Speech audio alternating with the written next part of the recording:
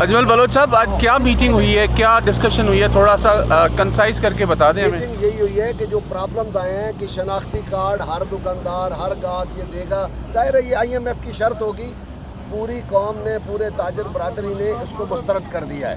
ہم نے ان سے یہی کہا ہے کہ شرط کو ختم کریں۔ اسی طرح 2-3 چیزیں اور ہیں، بینکوں پہ انہوں نے کہا تھا 5 لاکھ، ایک خوف و ہراس پھیلا دیا گیا ہے، پتہ نہیں کیوں ایسے ہوتا ہے۔ ہم آپ کو یاد ہے کہ پرسوں ہم یہاں اس کے گیٹ پر بیٹھ کے اپنی بات سنوانے کی کوشش کی ہے۔ یہ ایسا ادارہ ہے کہ بات سننے کے لیے تیار نہیں ہوتا۔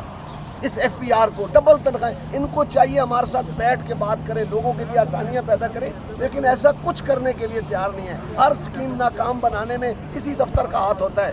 جب تک کرپشن کا خاتمہ نہیں ہوگا، وزیر اعظم صاحب نیا پاکستان نہیں بنے گا۔